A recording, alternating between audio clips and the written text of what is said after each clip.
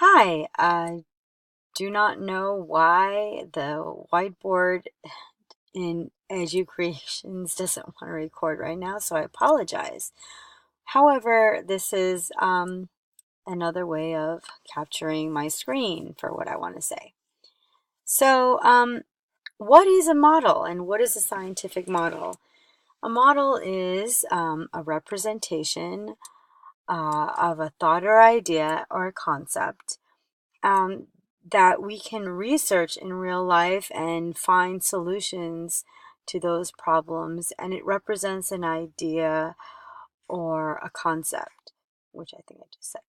So, yeah,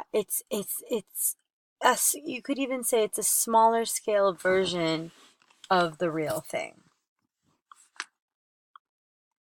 Oops, it's going too far, sorry. So, for a scientific model, you definitely need the idea, the thought, such as the water cycle. And then what do you want to say about the water cycle?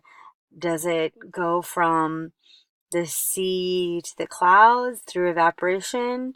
And is that true? Is that a valid statement that can be backed up? You can't just show the water cycle without having a real situation to back up, real evidence.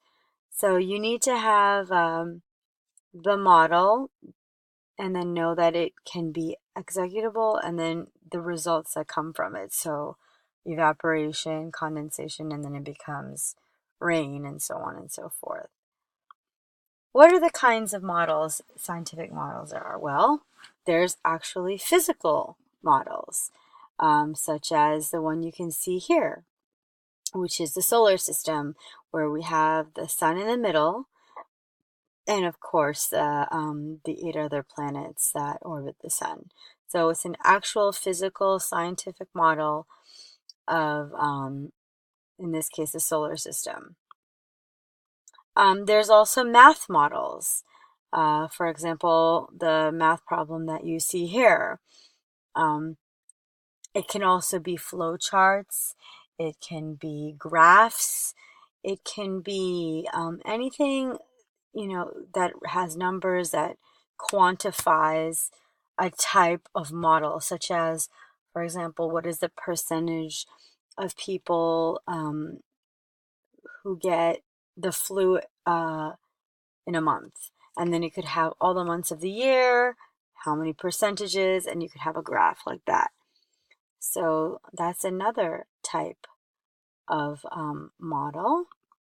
And then, of course, you have the conceptual model, which is what I was discussing earlier with the water cycle. In this case, it's climate change.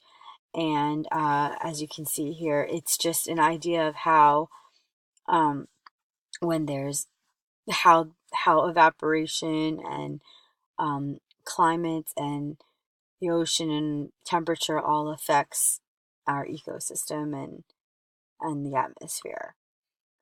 So in that regard, models are very good for helping us understand scientific concepts because it takes a small portion of the big theories, such as theory of relativity or um, climate change, and it gives us a small snippet of how to go about solving these problems or understanding these problems, or what research can we do now that we have this model to solve problems. So such as this concept right here, it shows how a weather system uh, and the land can, have all this water vapor and all this, and like, okay, well, what can we deduct from that? Can we global warming from this?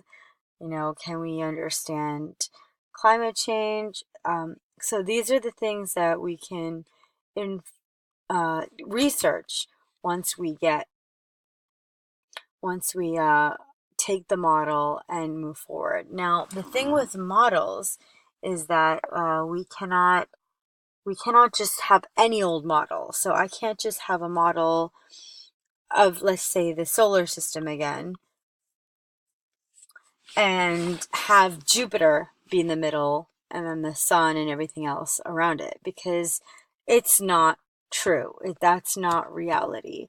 So we have to make sure that our models are based on, actual facts and can be backed up. Another thing is that just because we say it's like this, that doesn't mean that it's necessarily true.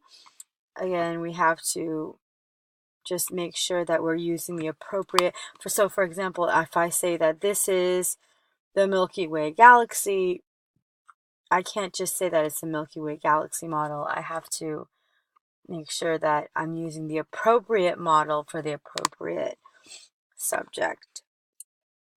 And we always have to make sure it can be validated.